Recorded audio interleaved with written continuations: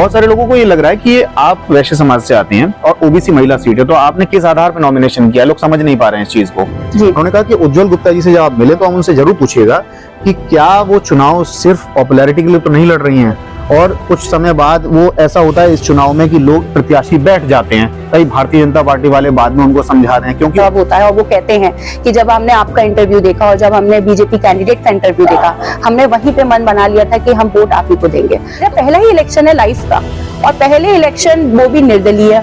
अब मुझे पता है कि डिफिकल्टी आएंगी जो भी है, लेकिन कहते हैं भगवान श्री कृष्ण ने गीता में कहा है कि आपकी अगर नीयत अच्छी है, भावना अच्छी रखिए और उसके बाद बस कर्म करिए, फल की इच्छा मत करिए, बाकी का तो भगवान ऊपर चक्र चलता है उनका और वो देखते हैं। तो अंदरूनी कलह होने का कारण कुछ होता है, जैसे कि मान लीजिए हमें एक्सपेक्टेशन हो रही थी क्योंकि महिला सीट है। आप एक बात बताइए, संगठन में कार्यरत व्यक्ति और जो अच्छे तरीके से जो कार्य करना चाहता है, सेवा के भाव से करना चाहता है, जिसने कभी दलाली नहीं की है, कोई ठेकेदारी नहीं की है, आप उस व्यक्ति को ना चुन के आप किसी भी मतलब व्यक्ति को अगर चुन लेते जो नहीं है उतना उपयुक्त। कोई व्यक्ति अगर कार्य करता है और उसको उसका फल नहीं मिलता और देवतुल्य कार्य करता है, जैसे भाजपा कहती है कि देवतुल्य कार्य करता है, जब वो इलेक्शन मोड में होती है ना तो उसको देवतुल्य कार्य करता है, बूथ अध्यक्ष, इस तरीके के शब्द यूज किए जाते हैं। देवतुल्य कार्यकर्ता को इतनी इज्जत से पेश आया जाता है इलेक्शन के टाइम पे, तो वही देवतुल्य कार्यकर्ता को सीट क्यों नहीं दी जाती है जबकि पता है कि वो जिताऊ कैंडिडेट है।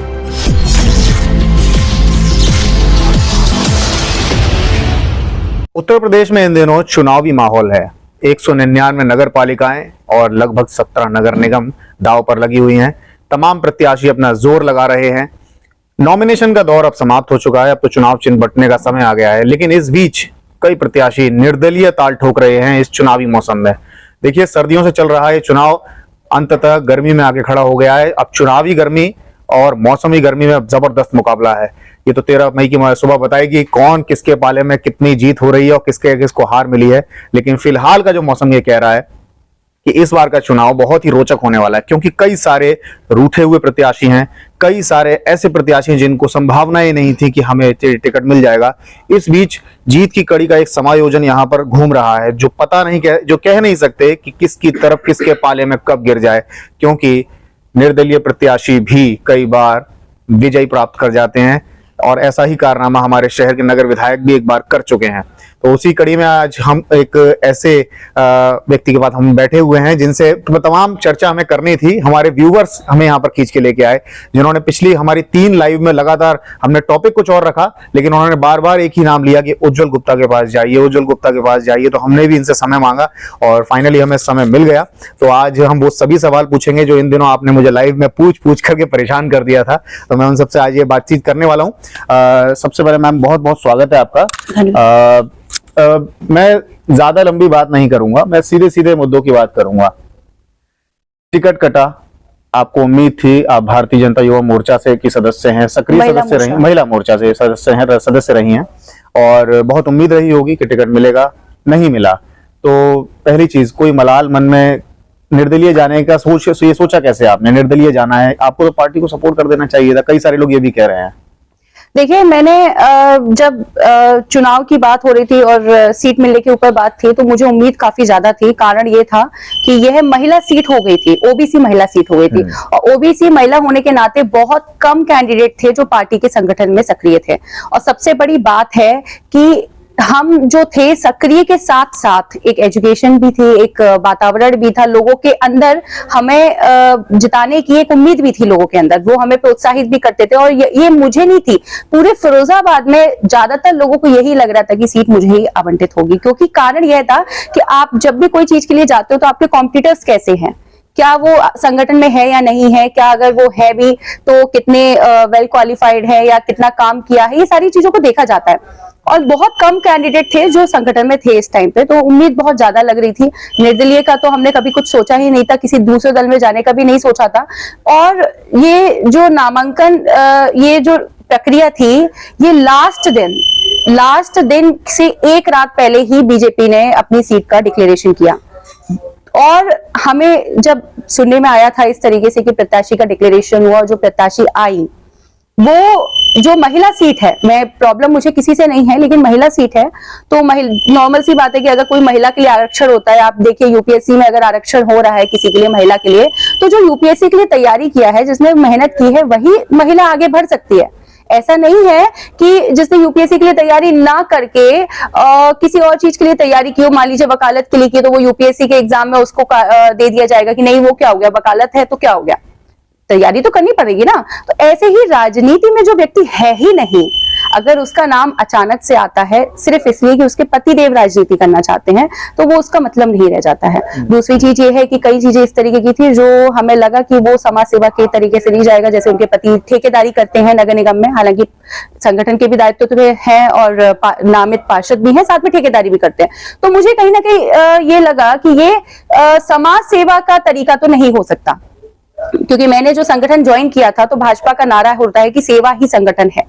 तो यहाँ पे सेवा को प्रायोरिटी दी जाती है, ना कि संगठन को। और पहले भी मैंने जो मूल नीति में देखा था कि जो बात की जाती थी कि समाज सेवा पहले है, जनता पहले है और फिर बाद में संगठन है। तो यहाँ इस नीति के हिसाब से तो मुझे समाज सेवा पे ज्यादा जोर देना चाहिए। और मुझे लगता है कि मैं अगर जिस तरीके से प्रत्याशी निकाले गए संगठन के द्वारा, उससे बेटर मैं कर सकती हूँ।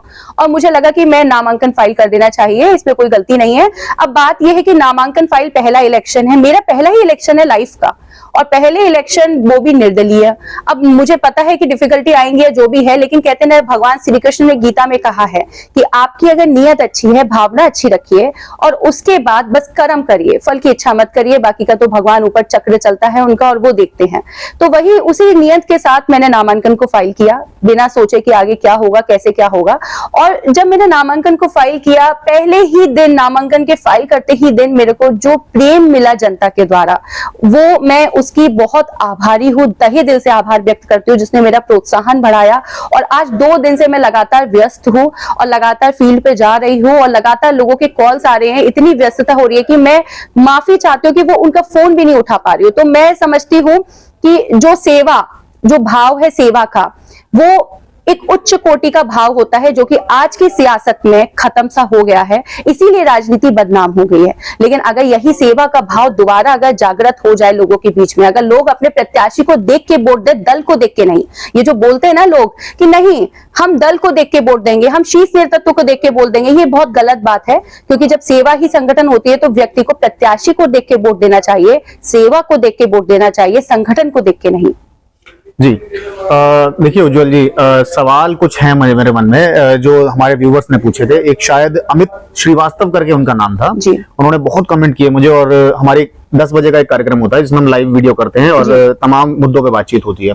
तो उसमें चर्चा थी नए जो प्रत्याशियों को लेकर के, लेकिन इस बीच उन्होंने एक नया संदर्भ छेड़ दिया था। उन्होंने कहा कि उज्जवल गुप्ता जी से जब आप मिले तो हम उनसे जरूर पूछिएगा कि क्या वो चुनाव सिर्फ पॉपुलैरिटी के लिए तो नहीं लड़ रही हैं, और कुछ समय बाद वो ऐसा होता है इस चुनाव में कि लोग प्रत्याशी बैठ जाते हैं, कई भारतीय जनता पार्टी वाले बाद में उनको समझा रहे हैं, क्योंकि उन्हें बड़ी उम्मीद है। अमित श्रीवास्तव और एक प्रदीप मित्तल जी करके थे, इन तमाम लोगों ने बहुत कमेंट किए, इन्हें बड़ी उम्मीद है कि फिरोजाबाद को एक ऐसा कैंडिडेट मिलना चाहिए इस बार जो पढ़ा लिखा है और जेन्युइनली पढ़ा लिखा है, ऐसे ही नहीं कि कहीं भी किसी ग्रेजुएशन कर लिया या उन्होंने एक अच्छी शिक्षा हासिल की और उस शिक्षा का कहीं ना कहीं फिरोजाबाद को फायदा मिलना चाहिए। तो ये मन में उनके कंसर्न है, उनके लिए क्या जवाब होगा आपका? देखिए, सर्वप्रथम मेरा जवाब ये है कि मैं बहुत बहुत आभारी हूँ उनकी, जो उनकी इतनी अच्छी सोच है। और दूसरी बात ये है कि जब मैंने स्टार्टिंग में नामांकन फाइल किया था, कुछ लोगों के कमेंट्स मैंने, हालांकि बहुत कम लोग ऐसे थे, ज्यादातर तो सब पॉजिटिव कमेंट्स थे, लेकिन कुछ लोगों ने ये भी कहा था कि मैडम नामांकन वापस ले लेंगी, मैडम प्रचार प्रसार नहीं करेंगे, लेकिन ऐसा कुछ भी नहीं है। जिस दिन नामांकन फाइल किया है उसके बाद से प्रचार प्रसार लगातार जारी है और अपनी जितनी भी कोशिश, मेरी जितनी कोशिश कर सकती हूँ उतनी मैं कोशिश कर रही हूँ। नामांकन मैंने वापस नहीं लिया, आज लास्ट डेट था, आप देख सकते हैं। दूसरी चीज, प्रचार प्रसार लगातार जारी रहेगा और जोर शोर से होगा कल जब मेरे को चुनाव चिन्ह मिल जाएगा, तो आप उसकी चिंता ना करें। और मैं बस आपसे हाथ जोड़ के प्रार्थना करती हूँ कि जितना प्रचार प्रसार मुझसे इस कम समय अवधि में हो रहा है वो हो रहा है, लेकिन आपसे और गुजारिश है कि आप इससे ज्यादा और करें। जी, आपकी सोच से जितने भी लोग मुखातिब होंगे वो समझेंगे और उस चीज को प्रचार भी करेंगे। कुछ चीजें ये हैं कि मान लीजिए जैसे चुनाव में अभी आप आगे बढ़ रहे हैं, आपको क्या लग रहा है, आप जितनी भी जगह जा रहे हैं, आपको क्या लग रहा है फिरोजाबाद की जो इसमें प्रत्याशी की सीट है, इसमें आप कहाँ खड़े हुए हैं इस वक्त? आपको कितना लग रहा है कि कौन सबसे बड़ा कंटेंडर होगा आपके लिए? मुझे देखिए पहली बात, मुझे कंपटीशन यहाँ पे नहीं फील हो रहा है, इसलिए नहीं हो रहा है क्योंकि एक निर्दलीय प्रत्याशी होने के बावजूद भी जो मुझे प्रेम मिल रहा है जनता से, जहां पर भी मैं जाती हूँ वो बहुत प्रेम से उनका बर्ताव होता है। और वो कहते हैं कि जब हमने आपका इंटरव्यू देखा और जब हमने बीजेपी कैंडिडेट का इंटरव्यू देखा, हमने वहीं पे मन बना लिया था कि हम वोट आप ही को देंगे। तो ये इस तरीके के सेंटेंसेस मुझे सुनने को मिले लोगों से, तो जबकि मैं पहली बार उनसे मिली, तो ये मुझे कंपटीशन कहीं नहीं लगता है। बाकी का देखिए, हार या जीत कर्म अपने हाथ में है, और कंपटीशन मानने से कंपटीशन होता है। जब आपको पता है कि आप अपनी नियत में साफ हैं, तो वहां पे कोई कंपटीशन नहीं है। कामिनी राठौर जी से व्यक्तिगत मुलाकात हुई है कभी आपकी?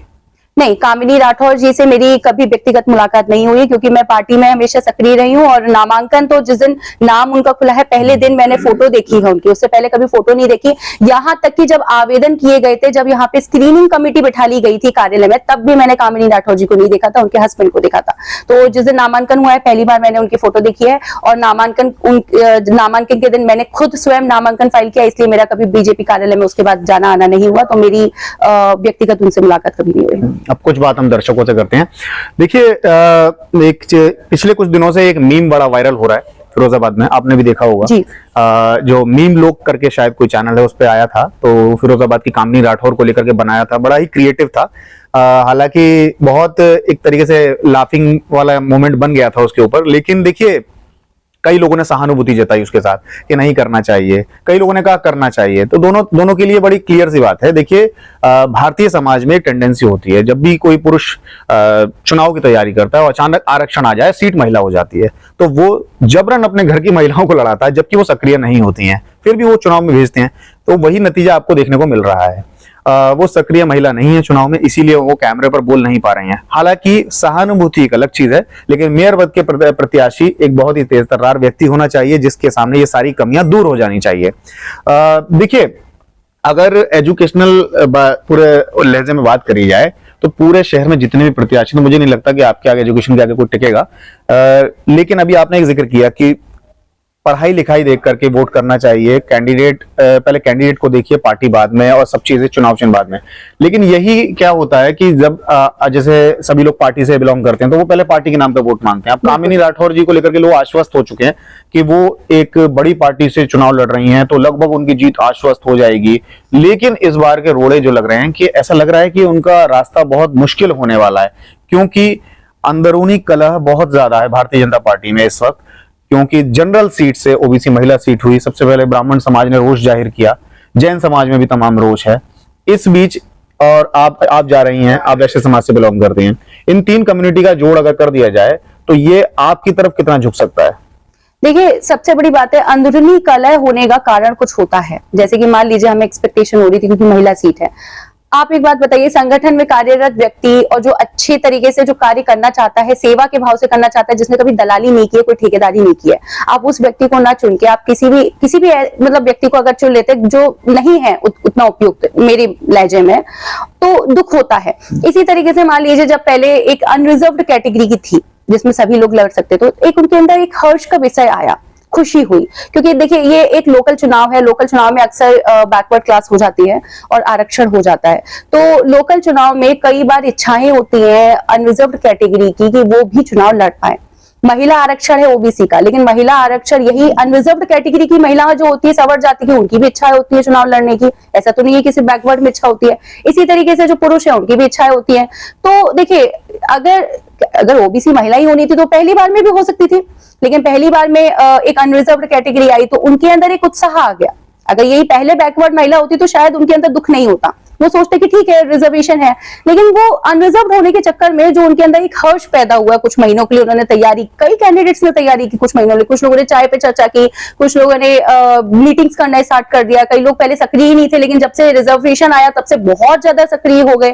तो नॉर्मल सी बात है, एक साइकोलॉजिकल टेंडेंसी है, जब व्यक्ति कुछ सोच के कार्य करता है और रिजर्वेशन बदलता है तो उसके अंदर दुख का कारण जरूर आता है। तो यही कुछ लोगों के साथ हुआ, रिजर्वेशन बदला, ठीक है, रिजर्वेशन उन्होंने बदला तो कम से कम रिजर्वेशन के उपयुक्त व्यक्ति को उनको चयन करना चाहिए, वो भी उन्होंने नहीं किया।